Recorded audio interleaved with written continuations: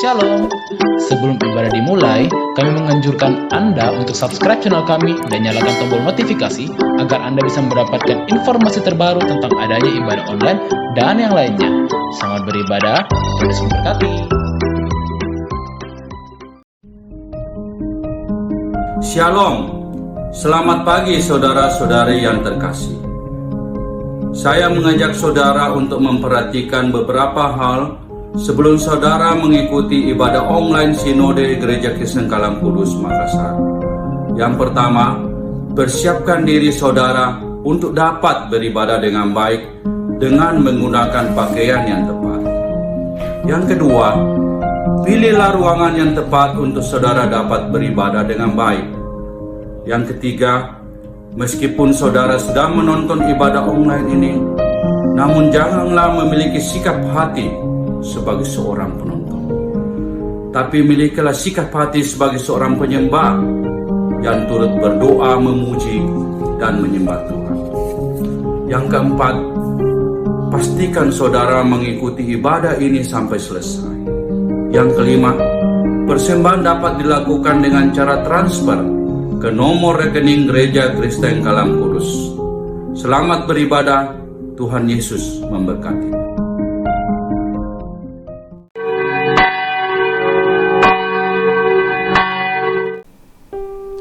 Selamat pagi saudara yang dikasihi Tuhan, Shalom buat kita semua Jemaat Kalam Kudus dari Sabang sampai Merauke. Tidak terasa kita sudah beberapa bulan beribadah di rumah saja dengan ibadah online, dan kurang lebih 17 kali ya kita menjalani ibadah online. Dan sinode sendiri kira-kira sudah 14 kali mengatur ibadah online untuk kita bisa beribadah walaupun itu di rumah saja.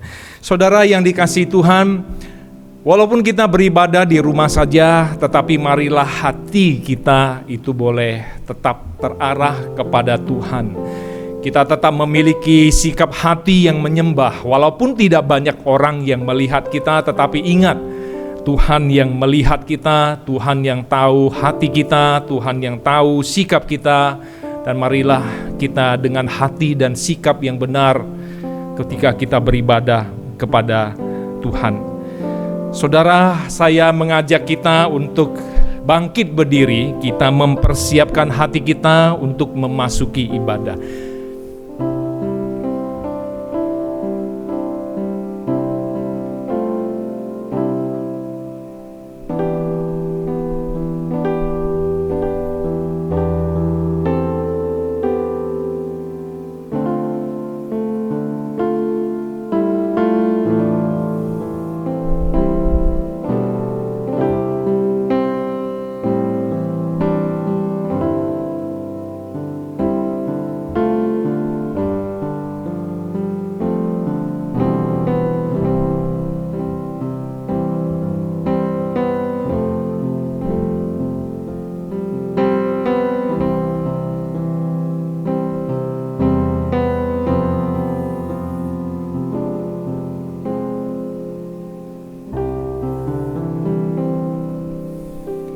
Pertolongan kita adalah di dalam nama Tuhan yang menciptakan langit dan bumi, dan yang kasih setianya kekal selama-lamanya dan tidak meninggalkan pekerjaan tangannya. Kasih karunia dari Allah Bapa kita dan dari Tuhan Yesus Kristus serta persekutuan Roh Kudus menyertai kita semua. Amin.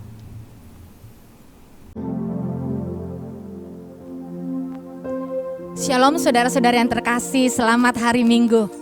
Kita bersyukur buat anugerah Tuhan dan kesempatan yang Tuhan beri bagi kita untuk kembali kita boleh datang menghadap Dia.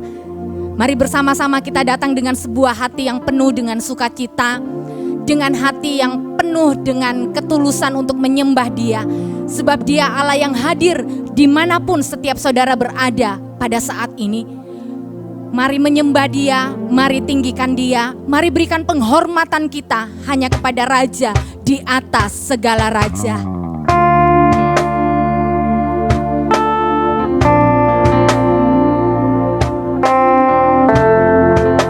Kami datang menyembah-Mu Tuhan.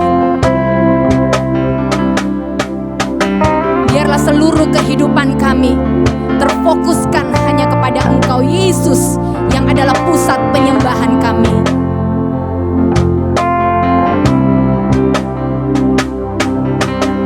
Hormat bagi Allah Bapa, hormat bagi anaknya, hormat bagi Roh penghibur ketiganya yang esa. Haleluya, haleluya, ketiganya yang esa. Kami meninggikan Engkau Yesus Tuhan.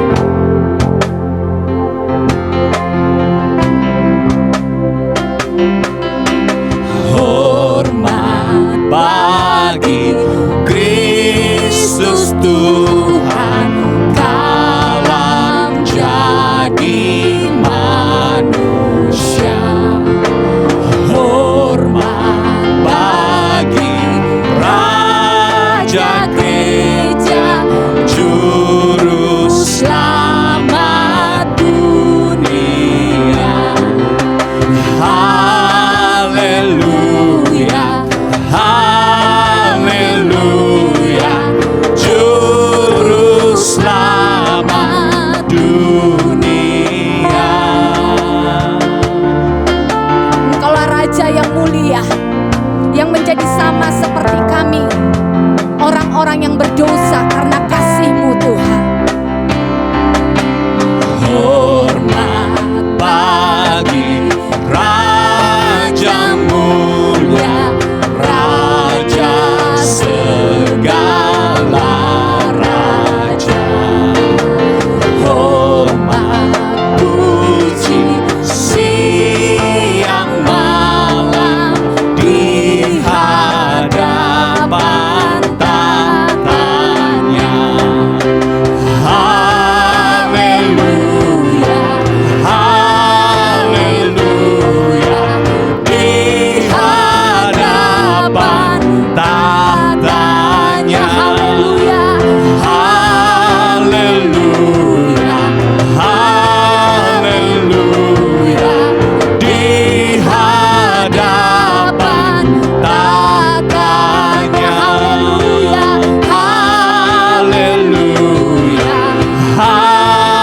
haleluya, di hadapan tahtanya.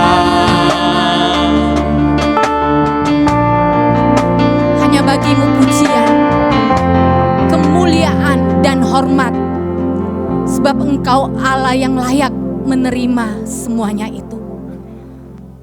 Bapa yang baik, Allah yang besar, Raja yang mulia, yang hadir bagi kami di tengah-tengah ibadah kami, dalam setiap ruangan yang kami pakai untuk menyembah Engkau Tuhan.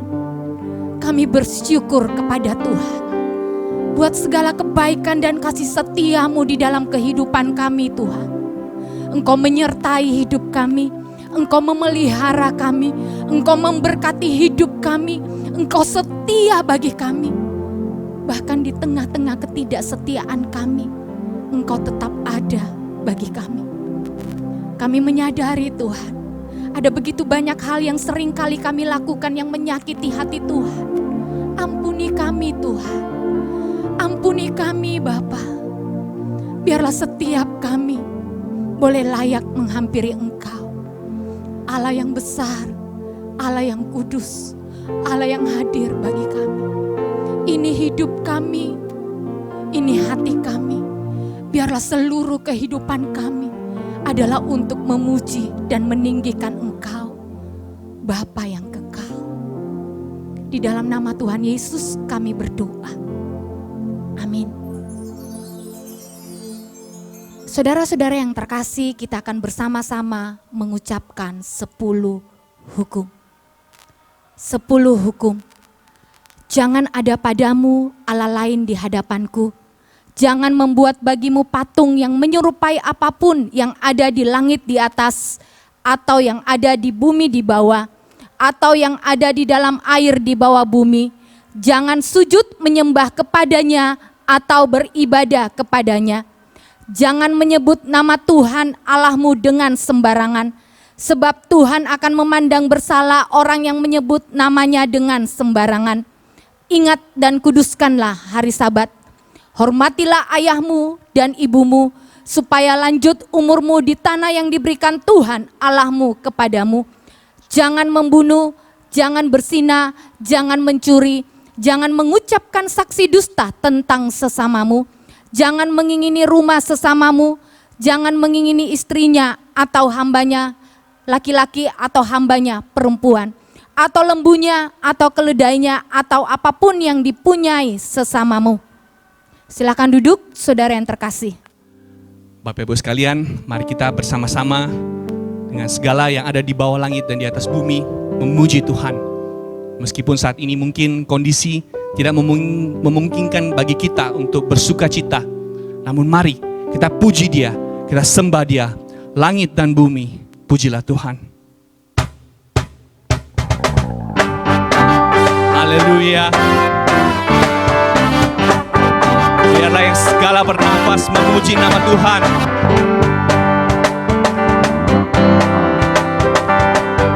Langit dan bumi, Langit dan bumi, pujilah Tuhan, sebab Dia ciptakan semuanya. Keagungannya mengatasi langit bumi, sembah sujud di hadapannya. haleluya. Langit dan bumi memuji Tuhan. Dan bumi, pujilah Tuhan, sebab Dia ciptakan semuanya. Keagungannya mengatasi langit bumi, sembah sujud di hadapannya. Ku puji, ku sembah, Ku puji, ku sembah, ku puji, ku sembah Yesus Kristus Sang Penebusku. Ku puji, ku sembah, ku puji, ku sembah Yesus Tuhan dan Rajaku. amin. Langit dan bumi, pujilah Tuhan, sebab Dia ciptakan semuanya. Keagungannya mengatasi langit bumi, sembah sujud di hadapan. Mari kita puji Dia. Ku puji, ku sembah, ku puji, ku sembah Yesus Kristus Sang Penebusku. Ku puji, ku sembah, ku puji, ku sembah Yesus Tuhan dan Raja. Ku puji, ku sembah, Ku puji, ku sembah, ku puji, ku sembah Yesus Kristus Sang Penebusku. Ku puji, ku sembah, ku puji, ku sembah Yesus Tuhan dan Rajaku. Mari kita puji Dia, kita sembah Dia.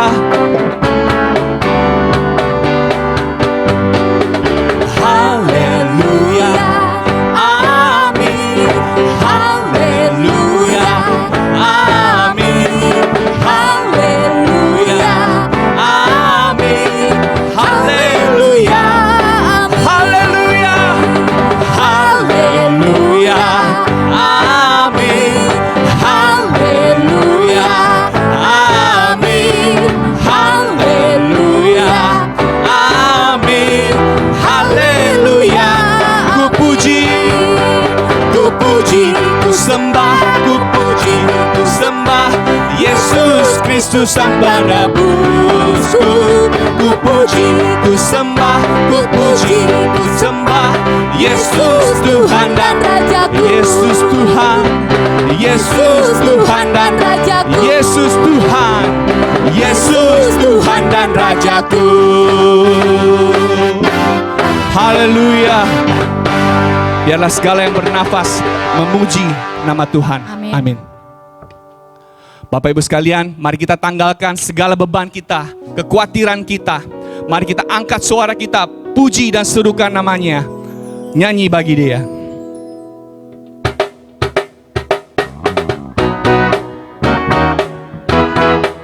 Mari angkat suaramu, puji dan serukan nama Yesus.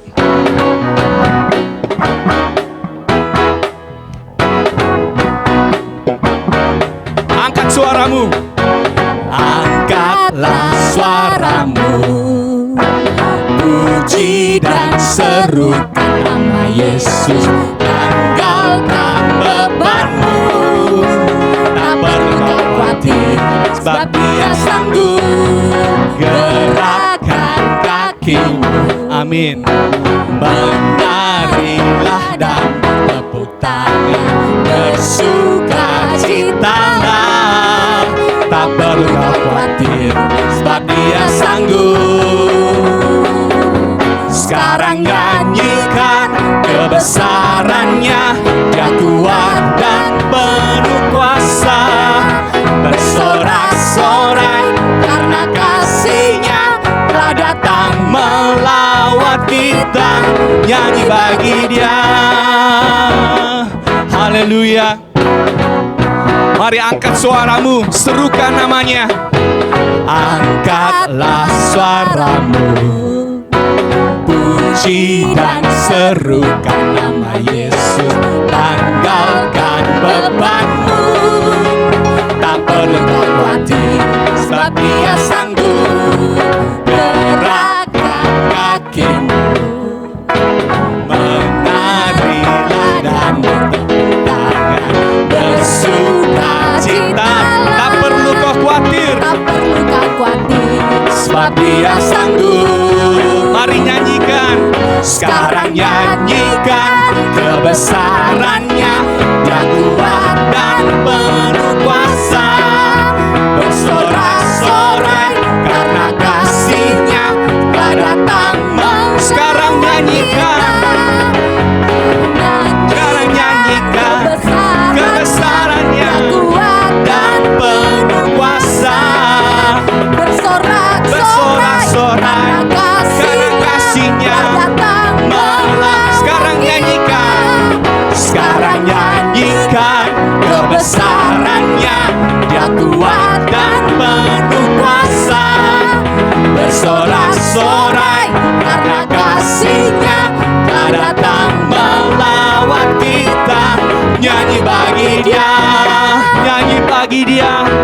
nyanyi bagi Dia, Nyanyi bagi Dia. nyanyi bagi Dia. Haleluya. Mari serukan namanya. Biarlah pujian kita, penyembahan kita hanyalah untuk Dia, Allah yang layak ditinggikan, dipuji, dan dimuliakan. Mari Bapak Ibu yang terkasih, biarlah kita boleh bersama-sama mempersiapkan hati kita untuk diisi oleh kebenaran firman-Nya. Biarlah firman Tuhan boleh memerdekakan dan mengubahkan kehidupan kita. Saya percaya Bapak Ibu yang terkasih, ada begitu banyak kebaikan Tuhan, berkat Tuhan yang Tuhan sudah nyatakan di dalam kehidupan kita. Biarlah hidup ini senantiasa memberikan yang terbaik buat Tuhan sebagai sebuah penyembahan kita hanya bagi Dia, Allah yang adalah pemilik daripada kehidupan ini.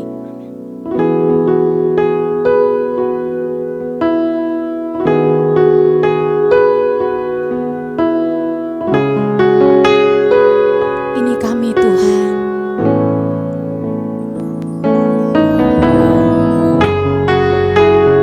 Biarlah setiap kami senantiasa memberikan yang terbaik kepadamu. Betapa ku mencintai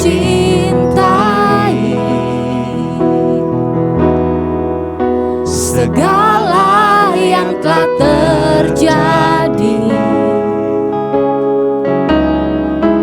Tak pernah sendiri jalani hidup ini, selalu menyertai.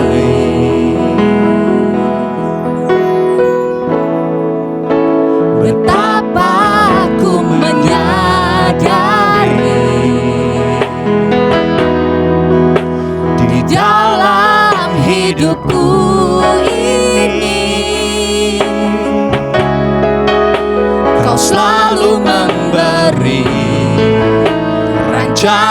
terbaik oleh karena kasih.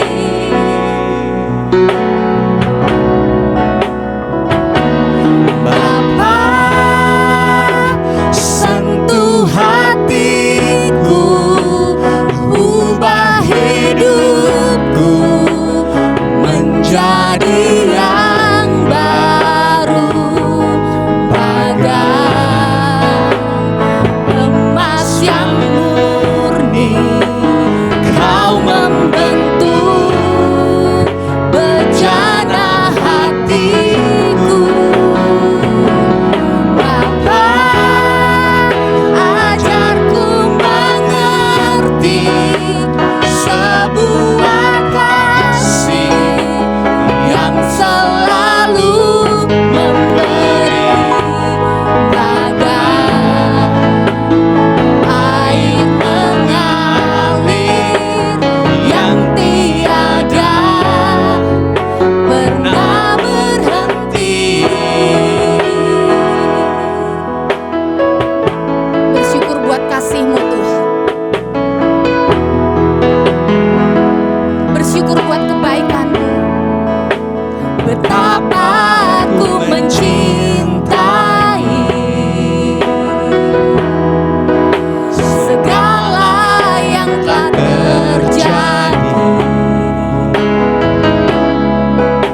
Tak pernah sendiri jalani hidup ini, selalu menyertai.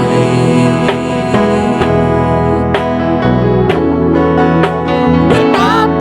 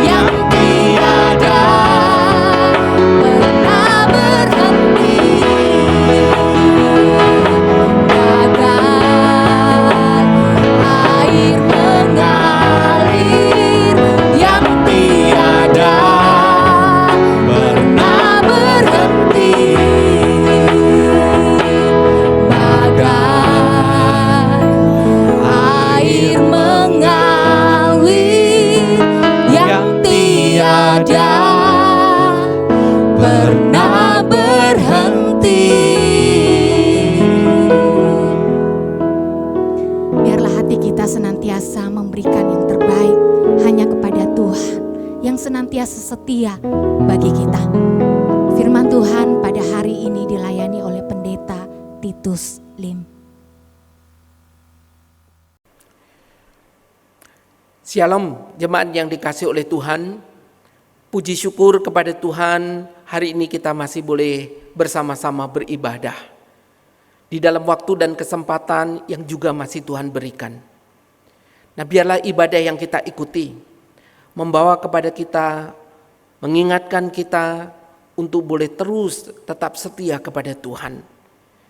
Dan juga berterima kasih kepada Gembala Sidang, Majelis Jemaat yang memberikan kesempatan untuk boleh bersama beribadah dan melayani di Gereja Kristen Kalam Kudus, Kota Makassar.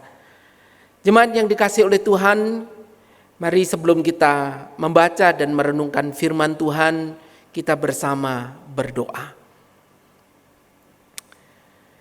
Ya Tuhan, Bapa yang di dalam sorga,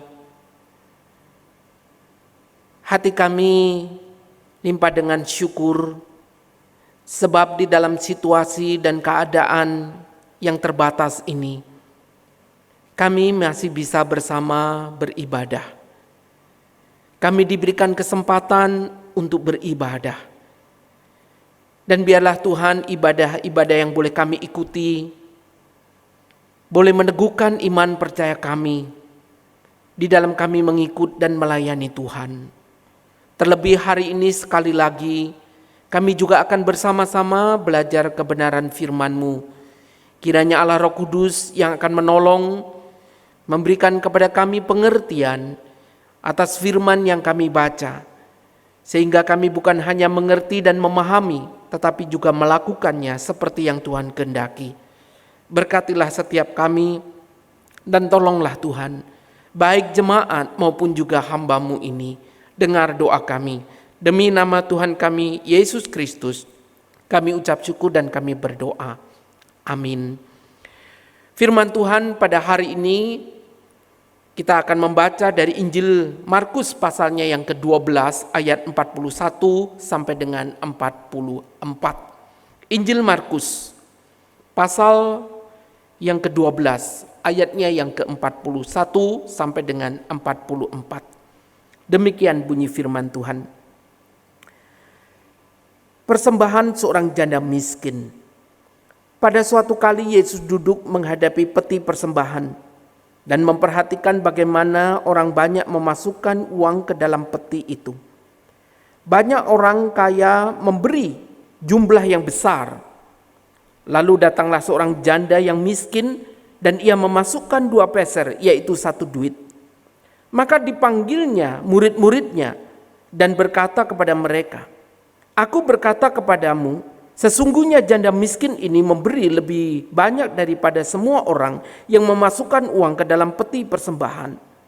Sebab mereka semua memberi dari kelimpahannya, tetapi janda ini memberi dari kekurangannya, semua yang ada padanya, yaitu seluruh nafkahnya." Sampai sejauh ini pembacaan firman Tuhan. Selamat dan berbahagia bagi kita yang membaca, merenungkan, serta melakukan firman Tuhan di dalam kehidupan sehari-hari. Jemaat yang dikasihi Tuhan, sebagaimana yang kita ketahui bersama, semenjak pandemi COVID-19 yang terjadi di beberapa negara, termasuk di negara kita, maka gereja-gereja mulai mengadakan ibadah secara online, termasuk gereja kita, Gereja Kristen Kalam Kudus.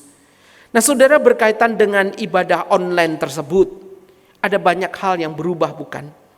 Kita tidak lagi bisa bertatap muka, bertemu satu dengan yang lainnya di dalam kesempatan kita beribadah seperti hari-hari yang lalu di gereja. Selain itu juga ada hal-hal yang berubah, di mana kita harus beribadah di rumah bersama dengan keluarga, hanya dengan menyaksikan ibadah secara online. Dan di sana juga Bapak Ibu ada satu hal lagi, tentu pada waktu kita berbicara soal persembahan, bukan? Nah, di sana Bapak Ibu, di dalam ibadah online memang tidak ada lagi kita melihat ada persembahan yang diedarkan. Tetapi Bapak Ibu yang dikasihi oleh Tuhan, pada waktu kita berbicara soal persembahan, gereja-gereja juga semua mengalami penurunan akan hal tersebut. Nah, tentu hal ini bisa dimengerti karena situasi, kondisi yang ada. Karena pandemi COVID-19 ini berdampak kepada perekonomian, kepada kehidupan pekerjaan, penghasilan dari jemaat Tuhan. Oleh karena itu, pada waktu kita hari ini berbicara soal persembahan, mungkin ada di antara Bapak Ibu yang berkata, apakah hal ini tepat untuk kita bahas? Di tengah situasi yang sulit, di tengah situasi di mana banyak orang yang tengah bergumul tentang pekerjaan dan penghasilan, lalu kemudian hari ini kita masih berbicara dan membahas soal persembahan. So, memang tidak bisa dipungkiri, ada orang yang mungkin berpikir, bukankah lebih tepat kalau gereja berbicara katakanlah tentang pemeliharaan Tuhan, tentang penghiburan, kekuatan, kedaulatan Tuhan, bagaimana menghadapi situasi karena pandemi COVID-19 ini. Tapi juga Bapak Ibu yang dikasihi Tuhan, saat-saat seperti ini, justru juga ada gereja-gereja yang malah menekankan, mengajarkan sesuatu di mana mereka memberitahu kepada jemaat, gereja mengalami penurunan persembahan dalam situasi yang sulit. Mereka mengatakan itu menunjukkan bahwa jemaat tidak taat kepada firman Tuhan. Betulkah demikian Bapak Ibu yang dikasihi Tuhan? Apakah gereja saat ini mengalami penurunan persembahan itu karena gereja atau jemaat Tuhan sudah tidak taat lagi? Atau karena ada situasi yang sulit saat seperti ini, di mana jemaat Tuhan memang mengalami hal-hal di mana tidak mungkin bisa beribadah, memberi persembahan. Tetapi saya juga melihat di sisi yang lain, dalam kondisi yang seperti ini, masih banyak jemaat Tuhan di mana mereka sadar persembahan itu bukan hanya mereka bisa lakukan pada saat segala sesuatu berjalan dengan baik dan normal. Namun di tengah situasi yang sulit ini, masih banyak anak-anak Tuhan yang menyisihkan berkat dengan cara ditransfer, dengan cara disisihkan, lalu kemudian mereka datang ke gereja dan menyerahkan persembahan tersebut. Jemaat yang dikasihi Tuhan, mereka melakukan ini bukan semata-mata supaya Tuhan memberkati. Mereka memberikan ini bukan supaya Tuhan mencurahkan berkat. Tapi mereka melakukan ini karena ada satu kesadaran bahwa persembahan yang mereka berikan adalah bagian daripada ibadah yang mereka ikuti. Mereka ingin menyatakan syukur kepada Tuhan di tengah situasi yang sulit ini. Mereka masih melihat, merasakan akan kasih dan pemeliharaan Tuhan. Jadi jemaat yang dikasihi Tuhan, memang lebih mudah bagi kita, bukan? Pada saat segala sesuatu berjalan dengan lancar, kita bicara persembahan. Tapi bagaimana mungkin di saat yang sulit seperti saat ini, kita membahas, kita membicarakan tentang soal persembahan. Nah, jemaat yang dikasihi Tuhan, berkaitan dengan pergumulan memberikan persembahan bukan hanya menjadi pergumulan kita hari ini, menjadi pergumulan gereja, berkaitan dengan masalah persembahan di dalam situasi seperti ini. Tapi bagian firman Tuhan yang kita baca tadi, di sana Tuhan ingin mengajarkan kepada saudara dan saya tentang hakikat dari persembahan yang bersifat besar dan kekal, yang bernilai besar dan kekal. Dan ini bukan berangkat dari sebuah contoh kehidupan orang yang hidupnya semua serba tersedia, semua serba mewah, semua serba ada. Tetapi justru dari kehidupan seorang yang hidupnya dalam kesulitan. Jemaat yang dikasihi Tuhan, pada saat kita membaca Injil Markus pasal 12 tadi, di sana jelas kita melihat ada sebuah latar belakang yang mendasari peristiwa ini. Saudara yang dikasihi Tuhan, Markus pasal 12 ini dicatat dengan latar belakang bahwa inilah pelayanan hari-hari terakhir dari Tuhan Yesus di Yerusalem. Dan yang di sana juga terjadi adalah Tuhan Yesus tengah mengkritisi para pemimpin agama yang memiliki kehidupan yang tidak benar. Dan itu sebabnya di situ pula kita melihat bahwa Tuhan Yesus tengah menghadapi konflik bersama dengan orang-orang para pemimpin agama tersebut. Jadi dengan kata lain saudara, pikiran Tuhan Yesus itu sendiri sudah dipenuhi dengan hal-hal yang akan terjadi. Dia tahu sebentar lagi dia akan ditinggalkan para murid. Dia dikhianati. Dia akan mengalami pengadilan yang tidak adil. Dia dianiaya. Dia menderita bahkan sampai mati di atas kayu salib.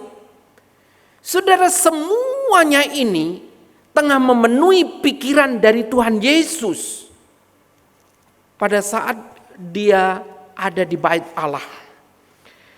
Nah, di dalam kondisi yang seperti ini saudara, Tuhan Yesus sendiri dalam pergumulannya, namun dikatakan dia tengah berada di bait Allah. Dia duduk, dia memperhatikan semua orang yang masuk ke bait Allah. Bahkan di sana Tuhan memperhatikan setiap orang yang datang memberikan persembahan, termasuk di dalamnya ada seorang janda miskin. Jemaat yang dikasihi oleh Tuhan, yang menarik adalah di sana Tuhan Yesus dikatakan duduk dan memperhatikan. Nah, ketika dikatakan Tuhan duduk dan memperhatikan, ini betul-betul Tuhan itu duduk terus-menerus dan memperhatikan terus-menerus untuk setiap orang yang datang, bahkan memberikan persembahan. Saudara yang dikasihi oleh Tuhan, di dalam kondisi yang seperti ini kita melihat bahwa sesungguhnya Tuhan yang memperhatikan itu adalah Tuhan seperti yang dikatakan oleh firman Tuhan di dalam Amsal 15 ayatnya yang ketiga, bahwa mata Tuhan itu ada di segala tempat, mengawasi orang yang jahat dan orang yang baik. Ibrani pasal 4 ayat 13 juga mengatakan bahwa tidak ada satu makhluk pun yang tersembunyi di hadapannya, sebab segala sesuatu itu telanjang dan terbuka di depan mata Dia yang kepadanya kita harus memberikan pertanggungan jawab. Saudara, dengan kata lain, mata Tuhan, mata yang melihat segala sesuatu, mata yang melihat semua orang itu adalah mata yang tidak silau, tidak terkecoh dengan penampilan orang-orang yang datang ke bait Allah. Tuhan juga tidak terkecoh, tidak silau dengan orang-orang yang memberikan persembahan pada waktu itu. Sekalipun Tuhan juga menyaksikan ada orang kaya di dalam memberi persembahannya. Ada janda miskin yang juga datang memberikan persembahannya di dalam segala keterbatasannya. Itu sebabnya jemaat yang dikasihi oleh Tuhan, di dalam kondisi seperti ini kita melihat bahwa Tuhan adalah Tuhan yang memperhatikan, yang peduli terhadap apa yang tengah terjadi di saat-saat akhir kehidupannya. Dan mata Tuhan melihat, menyaksikan setiap orang ketika dia ada di bait Allah dan melakukan, termasuk di dalamnya memberikan persembahan tersebut.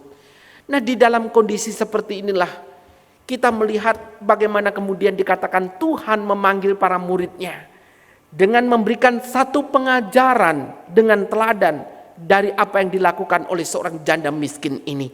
Apa yang diajarkan oleh Tuhan Yesus, saudara? Yang pertama, Tuhan mengajarkan kepada para muridnya dan juga termasuk kita yang hidup saat ini, yaitu memberi persembahan yang keluar dari pengorbanan.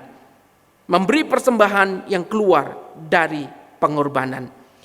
Saudara yang dikasihi oleh Tuhan, kehidupan dari janda yang miskin ini seperti pepatah yang mengatakan sudah jatuh ketimpa tangga.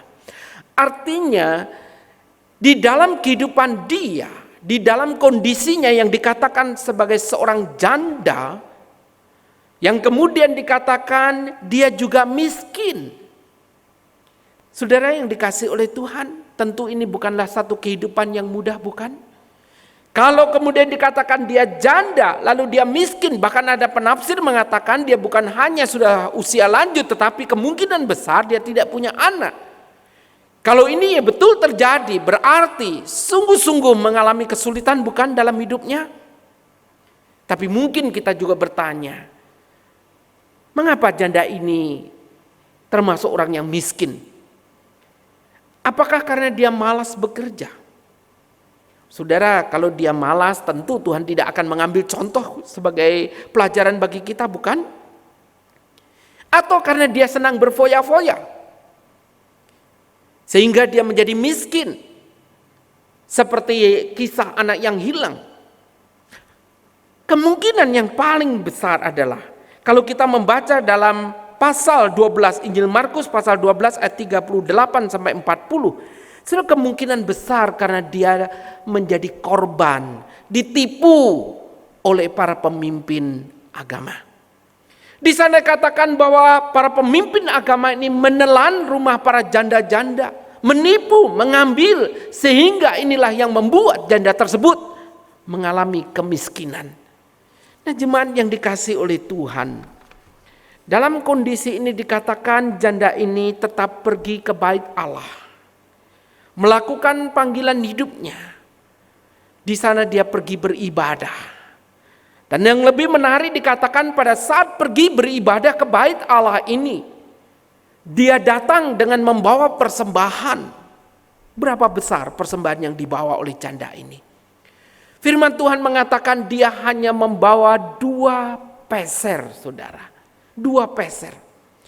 Nah, ketika kita berbicara 2 peser, kita melihat bagian Alkitab yang lain, maka di sana kita melihat sesungguhnya 2 peser itu sama dengan 1 duit. Peser merupakan mata uang, dalam bahasa Yunaninya adalah lepton atau lepta, yang berarti sikurus. Sama seperti bentuknya yang sangat kecil dan sederhana, tetapi nilainya juga sangat kecil. Nah, saudara yang dikasihi oleh Tuhan, berkaitan dengan uang yang dibawa oleh janda miskin ini yang hanya 2 peser atau sama dengan 1 duit, kita melihat, saudara, ketika seseorang datang ke bait Allah dan membawa persembahan, maka di sana status seseorang itu bisa nampak atau kelihatan seperti apa dan bagaimana dari jenis persembahan yang dibawanya. Kalau orang itu membawa lembu atau sapi, maka di sana orang tersebut tergolong orang yang mampu atau orang kaya. Namun kalau dia datang membawa kambing domba, dia termasuk orang yang menengah. Lalu kemudian ketika seseorang datang ke bait Allah membawa burung merpati, maka itu termasuk adalah orang miskin. Nah, saudara, kalau kita membaca dari Injil Lukas pasal 2 ayat 22 sampai dengan 24, di mana pada waktu Tuhan Yesus berumur 8 hari, lalu Maria dan Yusuf membawa Tuhan Yesus ke bait Allah sesuai dengan aturan hukum Taurat. Di sana dikatakan orang tua Tuhan Yesus itu membawa sepasang burung merpati. Dengan demikian menunjukkan bahwa orang tua Tuhan Yesus yang di dunia ini termasuk orang miskin.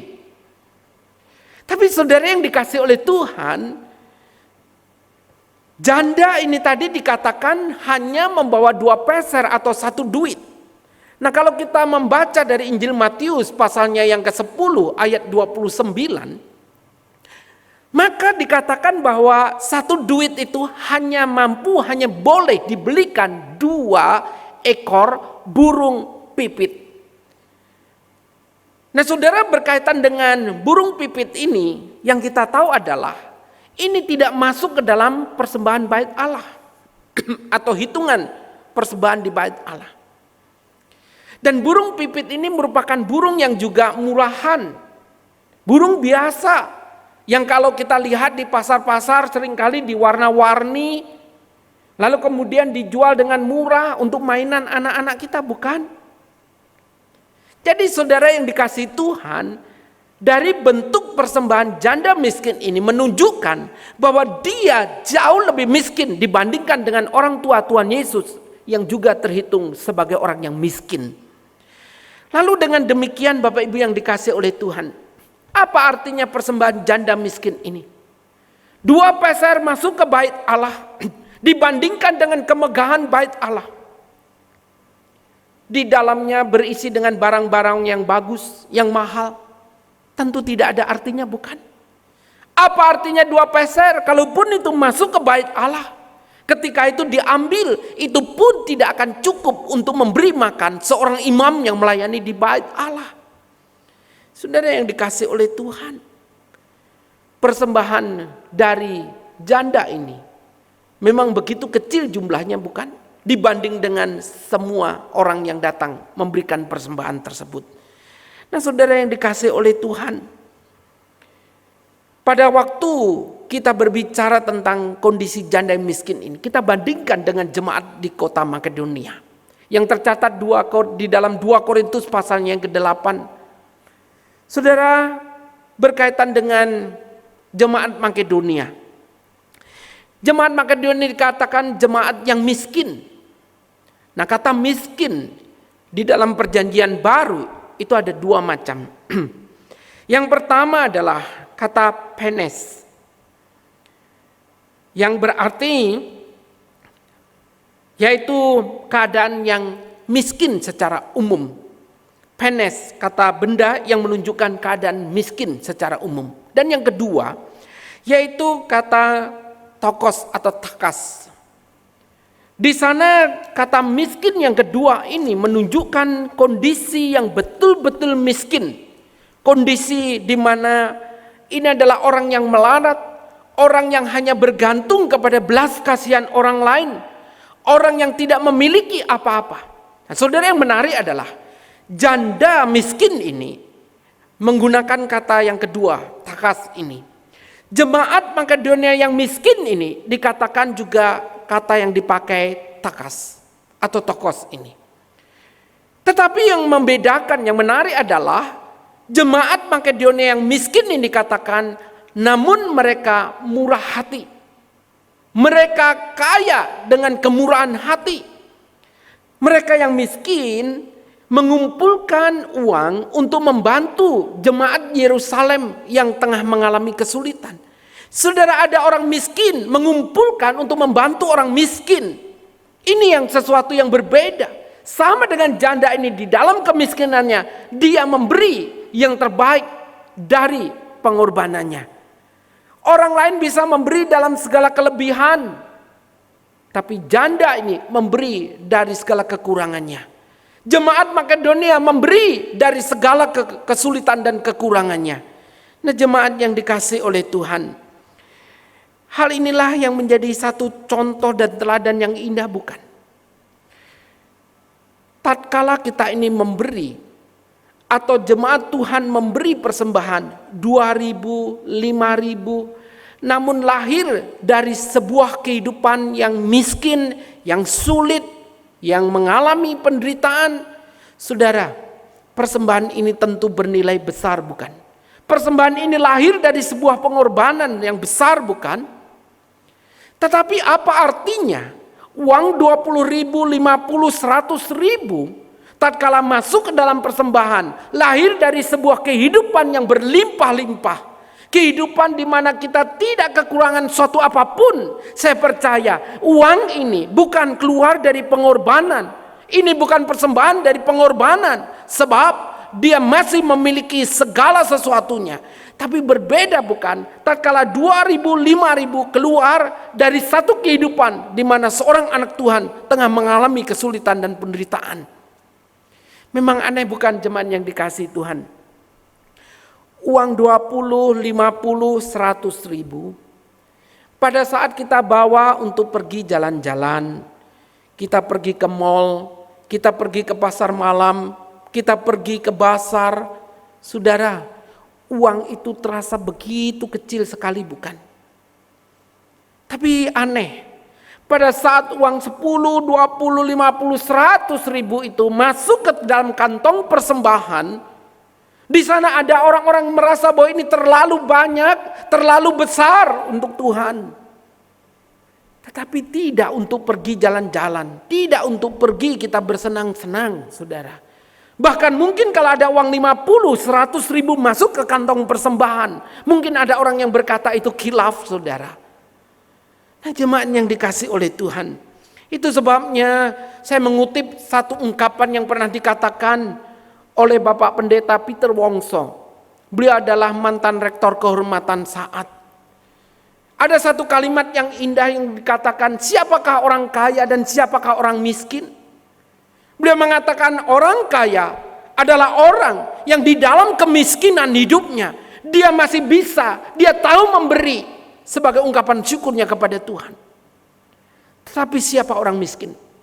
Orang miskin adalah orang yang di dalam kelimpahannya, di dalam kekayaannya, dia tidak tahu memberi, dia tidak bisa memberi. Dan itulah orang yang miskin, saudara. Jemaat yang dikasih oleh Tuhan. Memang seringkali orang berkata, andai kata saya punya lebih, saya akan memberikan yang banyak untuk Tuhan. Andai kata saya punya banyak, saya bisa memberikan yang banyak. Benarkah demikian? Saudara, satu kali ada seorang hamba Tuhan. Dia pergi berkunjung ke rumah jemaatnya yang hidup sebagai seorang petani. Dan di dalam kunjungannya ini ada sebuah percakapan di mana pendeta ini kemudian bertanya kepada bapak tani tersebut. Dia berkata, Pak Tani, kalau hari ini bapak punya uang 200 ribu, 100 untuk bapak, 100 untuk Tuhan, bolehkah? Lalu Pak Tani ini kemudian berkata, oh, kalau saya punya 200 ribu, 100 untuk Tuhan, 100 untuk saya akan berikan 100 itu untuk Tuhan. Lalu kemudian Bapak Pendeta ini kembali bertanya, kalau hari ini engkau punya 2 ekor sapi, yang satu untuk engkau, yang satu untuk Tuhan, apakah boleh? Kembali lagi petani ini berkata, Pak Pendeta, kalau hari ini saya punya 2 ekor sapi, satu untuk Tuhan, satu untuk saya akan berikan itu untuk Tuhan. Luar biasa bukan? Tapi kemudian Bapak Pendeta ini melanjutkan lagi, Pak Tani, kalau hari ini engkau punya 2 ekor kambing, satu untuk kamu, satu untuk Tuhan, bolehkah itu? Sudah apa jawabnya? Pak Tani ini kemudian berkata, oh, kalau itu tidak boleh Pak Pendeta, kalau ini tidak adil. Mengapa demikian, saudara? Pak Tani ini kemudian berkata, kalau 2 ekor kambing itu saya punya, 200 ribu saya tidak punya, 2 ekor sapi saya tidak punya, tapi 2 ekor kambing saya punya, Pak Pendeta. Saudara, bukankah itu yang seringkali terjadi? Seringkali kita mengatakan, apa yang menjadi kebutuhan gereja? Gereja perlu bangku, mobil, renovasi, keperluan alat musik dan sebagainya. Saya akan beri. Tapi tunggu dulu. Kalau nanti saya sudah diberkati, kalau nanti hidup saya sudah berlimpah, kalau nanti saya mendapatkan undian. Oh saudara, hari ini ada begitu banyak orang yang mengatakan demikian, bukan? Kalau nanti saya hidup dalam segala kelimpahan, kalau saya berlebih, saya baru bisa memberikan untuk Tuhan. Betulkah demikian? Saudara yang dikasihi Tuhan, Injil Lukas pasal 16 ayat yang ke-10 mengatakan, barang siapa yang setia dalam perkara-perkara kecil, dia akan setia dalam perkara besar. Tapi barang siapa tidak setia dalam perkara kecil, dia juga tidak akan setia dalam perkara besar. Saudara, kalau hari ini kita tidak bisa memberikan persembahan dengan kesetiaan, dengan pengorbanan kita, pada waktu nanti kita memiliki yang lebih, belum tentu kita bisa memberikan dengan penuh pengorbanan. Persembahan bukan soal jumlah, persembahan bukan berbicara berapa besar yang akan kita berikan, tapi persembahan berbicara soal berapa banyak yang ingin kita berikan kepada Tuhan, dan itu adalah menyangkut hati dan hidup kita. bukan sekedar berapa banyak yang ingin kita berikan. Jemaat yang dikasihi oleh Tuhan, pada waktu kita berbicara tentang memberi dari pengorbanan, tentu hal ini bukanlah sesuatu yang mudah, bukan?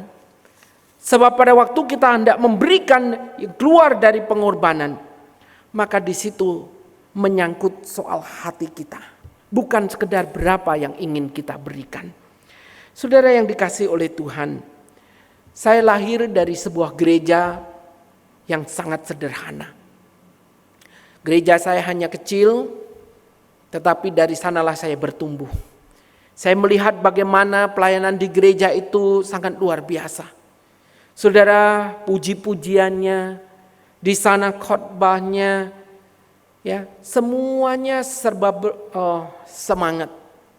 Terkadang saya melihat ketika puji-pujian, ya, mereka yang memainkan musik memainkan dengan semangat, sampai saya perhatikan mereka kalau main drum itu bisa jalan, maju sendiri, tarik lagi, kemudian main lagi, tarik lagi. Kenapa bisa jalan, saudara? Karena bawahnya karet itu sudah tidak ada.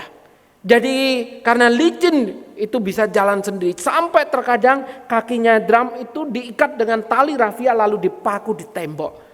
Belum lagi, saudara, pendeta saya khotbah, para penata layan berbicara, tidak ada mic. Sehingga mereka harus teriak. Saudara yang dikasihi Tuhan, nah, kondisi seperti inilah yang membuat saya sebagai anggota jemaat pada waktu itu berpikir, apa yang bisa saya lakukan? Saya sendiri, saudara, sekolah di luar kota, ya, dari daerah sekolah di luar kota, mulai dari SMP, SMA. Dan disitulah saya punya kerinduan untuk membelikan sebuah mic, saudara. Mic pada waktu itu masih berbentuk besar yang ada kabelnya. Nah, saya membelikan ini berangkat dari uang saku yang saya sisihkan sebagai anak kos. Kemudian saya ingat mic itu saya berikan kepada bapak pendeta saya. Dan ketika mic itu saya berikan, dia pun terkejut. Dia bertanya, mic ini nanti dipasang di mana? Oh, saudara, saya yang sekolah di luar kota, saya tahunya adalah mic itu ditancapkan di bawah mimbar atau ditancapkan di tembok, itu sudah bisa berbunyi. Tapi saya tidak punya pikiran kalau mic ini yang saya belikan untuk gereja asal saya mau ditancapkan di mana. Setahu saya pokoknya saya berikan ini untuk gereja. Sehingga pendeta saya ketika menerima dia tanya ditancapkan di mana. Saudara, kalau di kota ditancapkan bawah mimbar karena ada alatnya sehingga bisa bunyi, ditarik ke tembok juga bisa bunyi. Tapi pendeta saya bilang, kalau mic ini saya tancapkan ke tembok, saudara, apa yang dibilang? Itu bisa kabelnya keluar dari tembok dan ke jalanan, saudara. Karena memang tidak ada alatnya. Singkat cerita, mic itu pun tidak bisa dipakai. Lalu kemudian saya berpikir, satu hari saya ingin membelikan alat musik yang lain saja. Dan setiap kali saya pulang sekolah, saya jalan di salah satu toko olahraga, saya melihat satu set alat musik drum. Nah, di sanalah, saudara, kemudian saya ingin membelikan satu set alat musik tersebut. Dan ketika saya menabung untuk membelikan alat musik ini, saudara, sampai akhirnya uang saya terkumpul. Tapi ketika setelah berkumpul atau terkumpulnya uang itu, saya datang ke toko olahraga, ternyata harganya sudah melambung tinggi dan uang saya tidak cukup. Saudara, ketika saya nabung dan nabung lagi dari hari demi hari, kembali lagi ke toko itu, tetap belum bisa kebeli karena harganya juga terus berubah. Sampai singkat cerita saya berpikir untuk membelikan alat yang lain saja, yaitu ampli.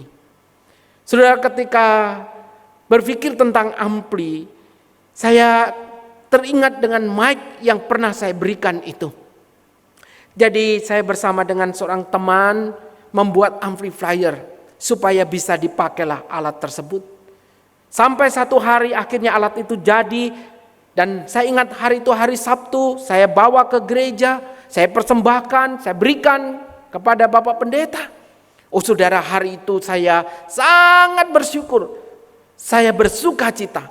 Dan saya ingat malam hari itu saya tidak bisa tidur. Mengapa? Bukan karena uang saya habis. Tetapi saya bersyukur karena hari itu saya bisa memberikan ampli untuk gereja yang sederhana ini. Dan dengan satu pemikiran, minggu depan ampli ini bisa dipakai. Tapi yang mengejutkan saudara, minggu depan di dalam ibadah, ketika saya pulang dari kota, saya tidak melihat ampli itu dipakai bersama dengan mic yang pernah saya belikan itu. Dan dalam hati saya bertanya, mengapa tidak dipakai? Dan baru terjawab setelah kebaktian usai, Bapak Pendeta berkata kepada saya, Titus, nanti sebelum pulang saya ingin ketemu dengan kamu. Saudara, ketika teman-teman semuanya sudah pulang, Bapak Pendeta berkata kepada saya, Titus, tolong amplifiermu itu kamu bawa pulang saja. Saudara yang dikasih oleh Tuhan, ketika mendengar Bapak Pendeta mengatakan amplimu bawa pulang saja, tidak bisa dipakai. Saudara, saya terkejut. Lalu saya bertanya kepada Bapak Pendeta, mengapa tidak dipakai Pak Pendeta? Saudara, di sana Pak Pendeta mengatakan bahwa amplimu itu pada waktu dipakai, saya kesetrum, teman yang lain kesetrum. Saudara, semua yang memegangnya kesetrum. Jadi akhirnya ampli itu tidak bisa dipakai. Saudara tahu, itulah kali pertama di mana ketika ampli itu diserahkan, disitulah saya sebagai orang percaya, sebagai anak Tuhan, saya baru pertama menangis di dalam gereja. Saya belum pernah menangis. Dan tiap kali mengingat peristiwa ini saudara, ada satu kesedihan di dalam hati dan diri saya. Saya tidak ada maksud untuk mencelakai orang lain. Saya tidak ada maksud untuk membuat orang lain menderita. Tapi apa yang saya bawa hari itu, sepertinya tidak ada harganya. Tidak bernilai saudara. Tidak ada artinya. Pada akhirnya ampli itu saya bawa pulang. Malam itu saya tidak bisa tidur. Bukan karena saya menyesal, tetapi juga lebih daripada itu saudara. Kalau minggu lalu tidak bisa tidur karena saya bersuka cita, tapi malam itu saya tidak bisa tidur karena ada kesedihan di dalam diri saya.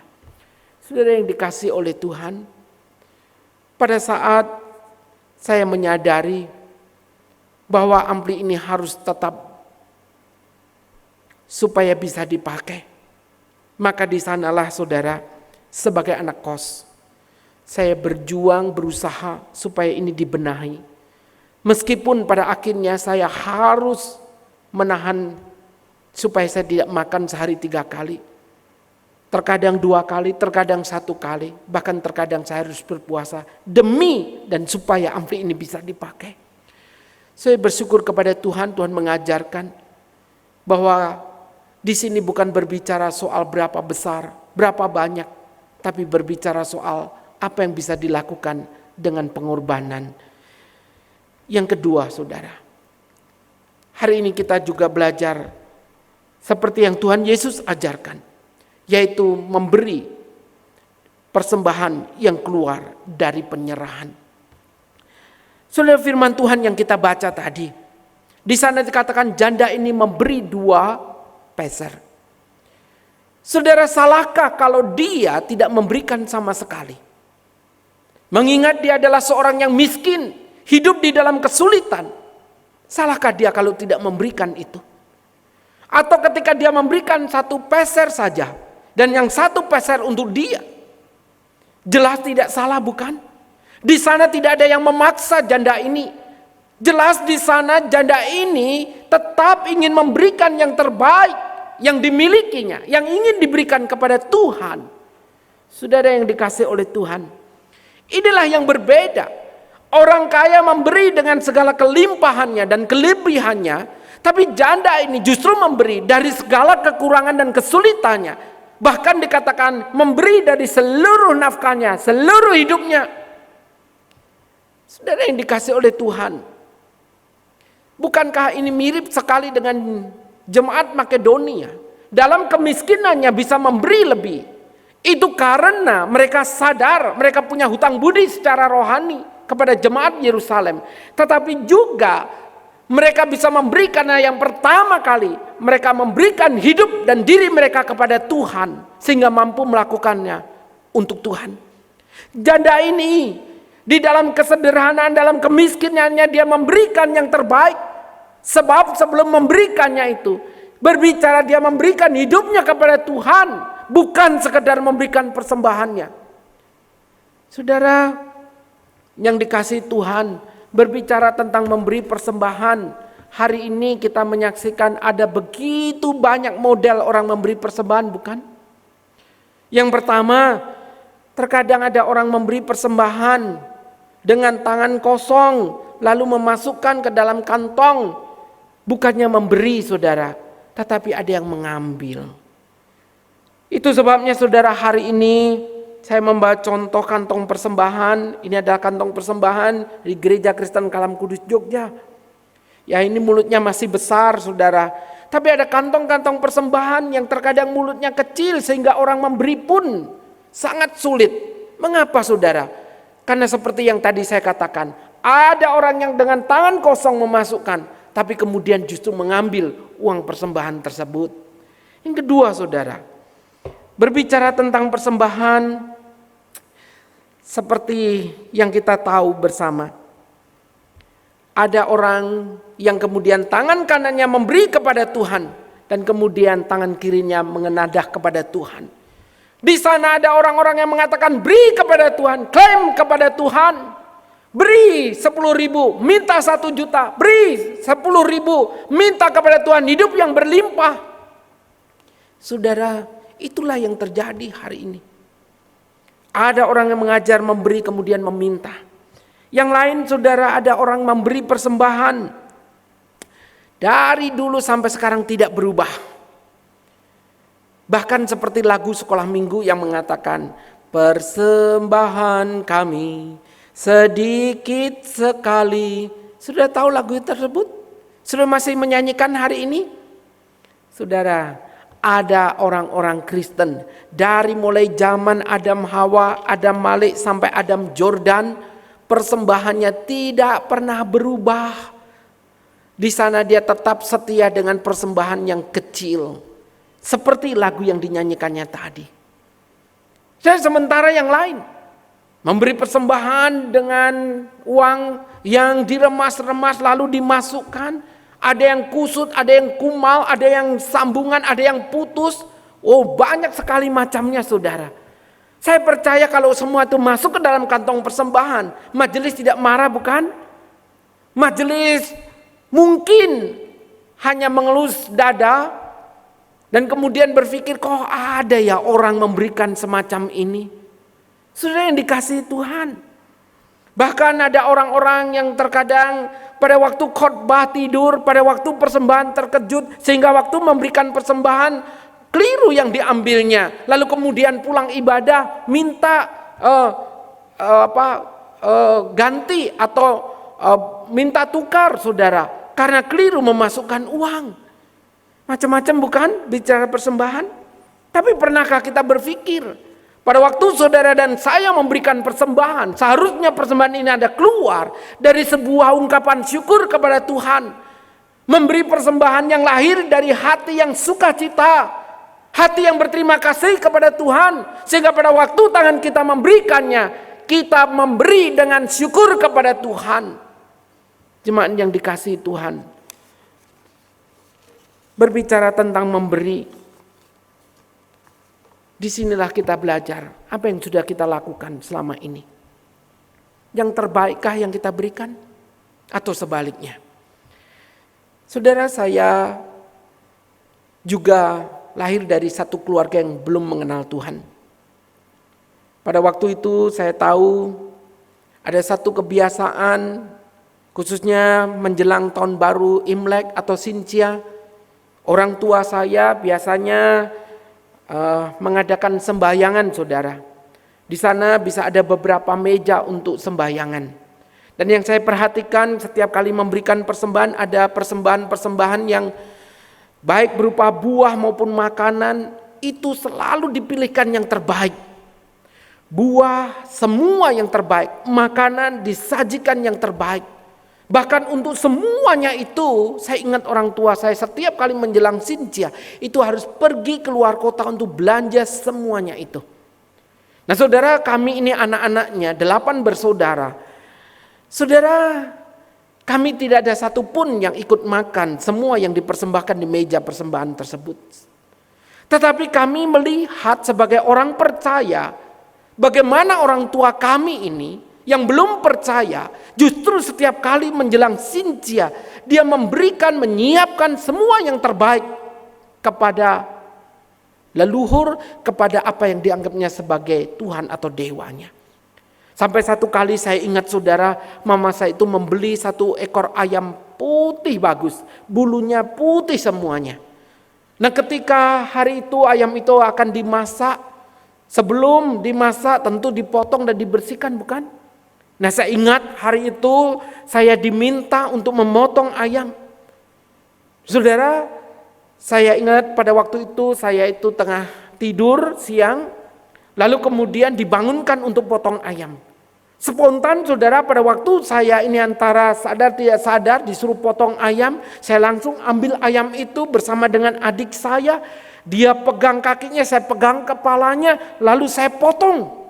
Apa yang terjadi saudara? Oh saudara, saya memotong bukan pakai pisau yang kecil, saya pakai golok yang besar itu. Ketika saya tarik lehernya, adik saya tarik kakinya kemudian disembelih. Ternyata lehernya putus saudara. Nah ketika lehernya putus, sudah mama saya tahu dia marah besar. Saudara, harusnya ayam itu tidak boleh sampai putus lehernya. Tapi hari itu leher ayam tersebut putus. Dia berkata kepada saya, sekarang pergi cari ayam putih. Dan kalau tidak dapat, tidak usah pulang. Saudara, saya bersama adik saya kemudian pergi cari ayam yang putih. Dan di sana jujur saja kami sulit mendapatkan. Sampai kemudian adik saya punya ide ayam yang bulunya bercampur hitam putih itu, yang hitamnya dicabuti supaya tampak putih. Tapi akhirnya hal itu juga tidak bisa saudara. Mama saya marah karena apa? Karena ayam itu tidak bisa utuh dibuat sembayangan dan menghadap ke foto leluhur. Padahal saya sudah berkata, ayam itu bisa disambung, lehernya bisa diikat lalu tetap menghadap ke foto leluhur. Apa yang terjadi? Dengan ide saya itu, orang tua saya semakin marah saudara. Dan singkat cerita, hari itu besoknya saya tidak dapat angpau. Jemaat, orang tua saya tidak kenal Tuhan. Tapi orang tua saya tahu melakukan yang terbaik, apa yang dianggap untuk dewanya, untuk Allahnya. Terkadang saya malu sebagai orang Kristen, sebagai orang percaya. Terkadang untuk Tuhan saya hitung-hitungan. Terkadang untuk Tuhan kita tidak bisa melakukan dan memberi yang terbaik. Tetapi untuk diri sendiri selalu yang terbaik, selalu yang termahal, selalu yang kemudian kita katakan ini yang terbaik. Tapi bagaimana untuk Tuhan? Pernahkah kita melakukan dengan satu penyerahan yang terbaik untuk Tuhan? Renungan hari ini mengkoreksi saudara dan saya, menguji iman kita atas anugerah Tuhan, di mana Tuhan sudah memberikan yang terbaik untuk kita. Apakah kita yang diberikan kesempatan oleh Tuhan untuk ambil bagian dalam memberikan persembahan itu, kita sudah melakukan terbaik? Tuhan tidak membutuhkan uang saudara dan saya, tapi Tuhan memberikan kesempatan menguji iman saudara dan saya. Apakah saudara dan saya adalah orang-orang yang mengerti anugerah Tuhan, yang tahu berterima kasih, yang tahu memberikan yang terbaik untuk Tuhan? Ataukah kita seringkali berpikir gereja, pekerjaan Tuhan tidak akan pernah bisa berjalan kalau tidak ada uang saudara dan saya? Saudara, Tuhan pemilik alam semesta ini, Tuhan yang mempunyai alam semesta ini, Tuhan punya segalanya. Tuhan bisa lakukan apa saja tanpa uang saudara dan saya. Tapi kalau hari ini saudara diberikan kesempatan, bukan harusnya kita berpikir apa yang sudah kita lakukan?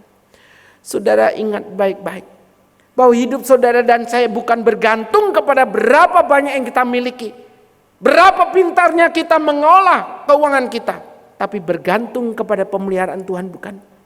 Yang kedua saudara, renungan hari ini mengingatkan kepada kita, kalau Tuhan melihat persembahan janda ini, Tuhan juga melihat apa yang kita lakukan.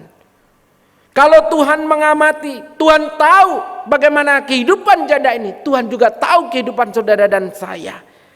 Apakah hari ini kita menjadi orang-orang yang murah hati untuk pekerjaan Tuhan atau sebaliknya? Dan yang terakhir saudara, mata Tuhan yang melihat janda yang miskin ini, mata yang sama juga melihat kehidupan saudara dan saya. Apa yang selama ini kita lakukan? Apa yang selama ini kita kerjakan? Dengan berkat-berkat yang kita terima, apakah selama ini kita hanya memikirkan apa yang bisa saya dapatkan, apa yang bisa saya terima, tapi tidak pernah memikirkan apa yang bisa kita lakukan dengan berkat yang Tuhan titipkan di dalam kehidupan kita. Saudara yang dikasihi oleh Tuhan, menutup bagian ini, saya pernah membaca sebuah kesaksian seorang suami istri anak Tuhan. Ketika mereka setelah menikah, mereka tinggal di perumahan. Dan ketika mereka tinggal di perumahan, saudara, mereka sebagai anak Tuhan, mereka punya kebiasaan yang baik. Dengan gaji yang mereka terima, mereka biasa menyisihkan uang untuk bayar air, listrik, belanja, keperluan bulanan. Tetapi ada satu amplop yang selalu di sana diisi dengan tulisan untuk persembahan, untuk persepuluhan. Nah, uang-uang ini dimasukkan dalam amplop lalu disimpannya di dalam lemari. Satu hari rumah mereka dimasuki pencuri. Pencuri itu mencari barang-barang berharga untuk diambilnya. Termasuk uang yang mereka simpan dalam lemari, dalam amplop itu pun diambil oleh pencuri tersebut. Sudah yang menarik. Semua uang dalam amplop itu diambilnya, kecuali ada satu amplop saja tidak diambil. Amplop itu adalah amplop yang tertuliskan untuk persembahan, untuk persepuluhan. Dan itu masih utuh jumlahnya dan itu ada di atas meja saudara. Tidak diambil. Sudah yang dikasih Tuhan. Jelas pencuri ini bukan karena ingin memberi persembahan atau persepuluhan. Tapi yang jelas karena amplop ini tertulis itu maka tidak diambilnya. Nah, yang menjadi pertanyaannya adalah pencuri macam apakah yang bisa tahu bahwa itu uang persembahan, uang persepuluhan? Kemungkinan besar pencuri ini kalau tidak Kristen ya Katolik saudara. Sehingga mereka tahu atau dia tahu perpuluhan dan persembahan ini. Kalau pencuri ini kita katakan jahat dan tidak bermoral, dia takut mengambil uang Tuhan, bagaimana dengan kita? Saudara, kita sering kali berkata dia jahat, dia tidak bermoral, dia mengambil dari orang-orang yang membuat orang lain menderita, tapi justru di situ dia tidak berani mengambil apa yang menjadi milik Tuhan. Sementara itu saudara dan saya sebagai orang-orang percaya, justru seringkali kitalah yang mengambil uang milik Tuhan, kitalah yang menggunakan dengan semena-mena, kita tidak tahu berterima kasih, bahkan kita pun seringkali hitung-hitungan dengan Tuhan, bukan? Sudah, hari ini jangan tanya berapa yang harus saya berikan untuk persembahan. Tapi mari kita bertanya, berapa banyak uang Tuhan yang sudah kita pakai? Berapa banyak uang untuk hobi dan kesenangan kita? Berapa banyak uang yang Tuhan yang dititipkan yang sudah kita hambur-hamburkan tanpa pernah memikirkan apa yang sudah kita lakukan untuk sesuatu yang bersifat kekal. Saudara yang dikasih oleh Tuhan, biarlah kita semakin hari semakin menyadari perlu kerendahan hati untuk kita boleh melakukan apa yang Tuhan ajarkan hari ini. Tatkala kita diberikan kesempatan, biarlah kita memberikan dengan pengorbanan, dengan penyerahan, karena itulah persembahan yang bernilai besar dan bernilai kekal. Kiranya Tuhan menolong dan mengasihani kita. Amin. Mari kita berdoa. Tuhan, kami mengucapkan syukur dan terima kasih. Hari ini kami boleh kembali belajar firman-Mu. Biarlah kiranya firman ini terus menyadarkan kami. Kalau selama ini kami seringkali membuat hitung-hitungan dengan Tuhan. Seringkali kami bukan orang yang tahu berterima kasih. Orang yang seringkali hanya memikirkan apa yang bisa kami dapatkan. tapi tidak pernah memikirkan apa yang terbaik yang bisa kami kerjakan, kami lakukan untuk Tuhan. Ampunilah kami Tuhan, tolonglah kami. Di saat yang sulit seperti ini, Tuhan, ajarlah kami untuk tetap memikirkan apa yang bisa kami kerjakan, lakukan. Bahkan apa yang menjadi tugas dan tanggung jawab kami sebagai anak-anak-Mu. Tolonglah kami Tuhan, boleh belajar dari seorang janda yang miskin. Dalam segala kesulitan, di dalam pergumulan hidupnya, dia masih bisa memberikan dalam pengorbanan dan penyerahannya. Dan itulah Tuhan, sebuah penyerahan, sebuah persembahan yang bernilai besar dan kekal. Terpujilah nama-Mu, berkatilah jemaat-Mu, Gereja Kristen Kalam Kudus Makassar. Berkati majelis dan hamba Tuhan di tengah kondisi yang sulit seperti saat ini. Inilah doa permohonan yang boleh kami naikkan kepadamu. Demi nama Tuhan kami Yesus Kristus, kami ucap syukur dan kami berdoa. Amin. Demikianlah jemaat yang dikasih oleh Tuhan, firman Tuhan yang boleh kita renungkan bersama. Kiranya kita boleh diteguhkan, dikuatkan untuk terus belajar, melakukan yang terbaik bagi dan untuk kemuliaan nama Tuhan. Amin. Saudara yang dikasihi Tuhan, kita bersyukur kita sudah mendengarkan firman Tuhan. Biarlah firman Tuhan yang kita dengarkan ini kita lakukan di dalam kehidupan kita sehari-hari. Walaupun di dalam keadaan yang susah seperti ini, mari saudara dan saya boleh tetap setia memberikan persembahan. Bukan hanya saja memberikan, tetapi kita belajar memberikan yang terbaik untuk Tuhan. Saudara, ada beberapa hal yang akan kita doakan bersama-sama. Mari kita sama-sama tundukkan kepala kita, kita berdoa. Bapa di surga, kami bersyukur ya Tuhan, kami boleh masih beribadah kepada Tuhan walaupun itu di rumah saja. Dan tolong kami ya Tuhan, walaupun kami berada di rumah beribadah, itu tidak mengurangi sikap hati kami untuk beribadah menyembah Engkau ya Tuhan. Kami serahkan jemaat ke dalam tangan-Mu dari Sabang sampai Merauke yang masih tetap terus beribadah secara online. Tuhan yang menolong mereka sehingga setiap ibadah yang mereka lakukan itu boleh berkenan kepada Engkau ya Tuhan. Kami juga berdoa untuk semua jemaat, Tuhan yang melindungi mereka, Tuhan yang memberkati mereka, baik itu kesehatan rohani dan jasmani mereka. Kami percaya Tuhan terus menolong kami untuk kami boleh tetap setia kepada Tuhan di dalam segala sesuatu hal yang kami lakukan. Dan biarlah semua yang kami lakukan itu boleh sungguh menyenangkan hati Tuhan. Kami juga berdoa untuk sinode ya Tuhan, bersyukur sinode sudah mengatur segala sesuatunya dengan baik, menjadwalkan setiap unit-unit untuk boleh menjadi host di dalam ibadah online. Kami percaya setiap unit-unit sudah menjadi host. Tuhan berkati setiap ibadah yang sudah dilangsungkan ataupun yang akan dilangsungkan itu boleh menjadi berkat bagi setiap orang di mana saja, baik itu yang Kristen atau tidak yang mengikuti ibadah ini. Kami percaya sesuai dengan kemurahan-Mu, Tuhan terus memakai ibadah ini menjadi berkat bagi banyak orang dan tidak terbatas orang Kristen saja. Kami juga berdoa untuk pemerintahan.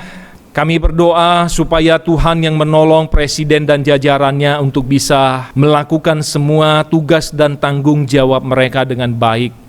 Tuhan yang menguatkan mereka di dalam kondisi yang demikian, tidak mudah untuk melakukan tugas dan tanggung jawab mereka. Dibutuhkan disiplin, dibutuhkan ketegasan dan segala sesuatunya untuk boleh melakukan tugas dan tanggung jawab mereka yang tidak mudah ini. Tuhan juga lindungi mereka semua dari rongrongan yang ada, sehingga pemerintahan ini tetap terus berjalan dengan baik dan semua rakyat boleh menikmati segala sesuatu yang baik dari hasil kerja pemerintahan. Terima kasih ya Tuhan, kami serahkan segala sesuatunya ke dalam tangan-Mu. Di dalam nama Tuhan Yesus kami sudah berdoa dan mengucap syukur. Amin. Saudara, kita akan memberikan persembahan. Kita bersyukur kepada Tuhan bahwa di dalam masa-masa yang seperti ini kita masih tetap bisa memberikan persembahan. Jemaat di unit-unit lain bisa memberikan persembahan sesuai dengan himbauan dari unit masing-masing untuk memberikan persembahan. Saudara, saya mengajak kita untuk sama-sama bangkit berdiri. Kita akan sama-sama mengakhiri ibadah kita. Kita menaikkan pujian doksologi.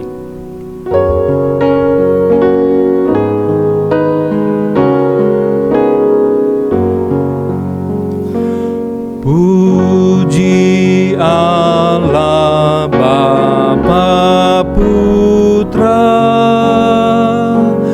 puji Allah Rohul Kudus, ketiganya yang esa. Pohon selamat sumber berkah.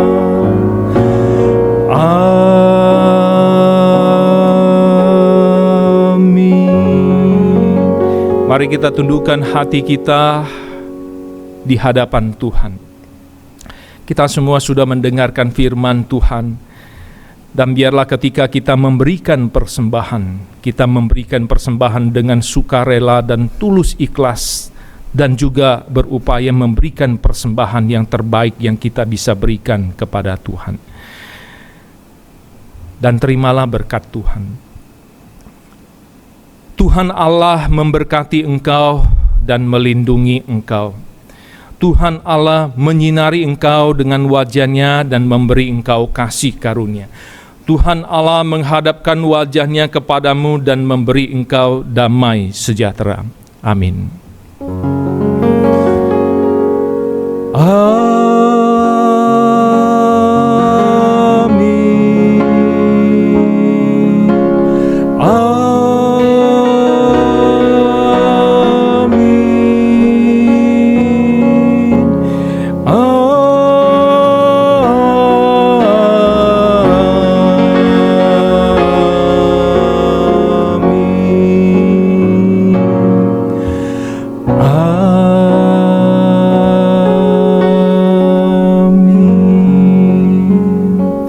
Jemaat dipersilakan duduk, mari kita mengambil saat teduh sejenak di hadapan Tuhan.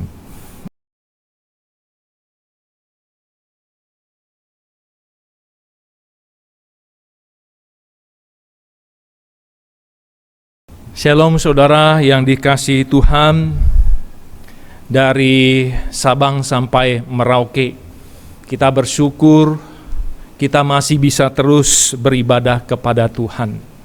Walaupun kita beribadah di rumah saja, tetapi biarlah kita boleh tetap setia menyembah dan juga memberikan persembahan kepada Tuhan. Kami terus mengharapkan supaya saudara di mana saja berada, saudara bisa menjaga kesehatan kita masing-masing. Sebab dengan menjaga kesehatan kita, secara tidak langsung kita juga menjaga kesehatan orang-orang yang ada di sekitar kita. Baik itu yang di tempat kerja kita, di sekolah, ataupun di rumah keluarga kita masing-masing, ataupun di gereja, bertemu dengan saudara-saudara seiman yang mengadakan kegiatan rekaman di gereja.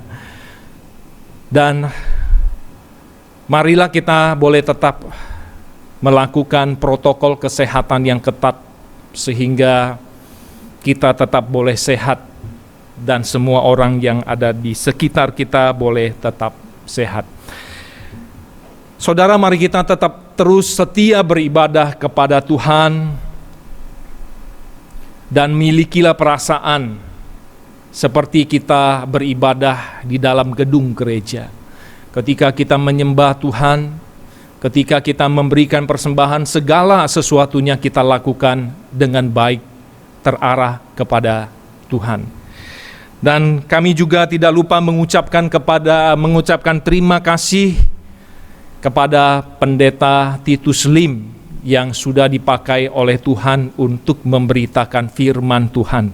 Kami percaya Tuhan akan memakai firman Tuhan ini untuk menjadi berkat bagi kita semua, jemaat Kalam Kudus dari Sabang sampai Merauke. Demikianlah yang saya bisa sampaikan. Selamat berhari Minggu dan Tuhan Yesus memberkati kita semua. Amin.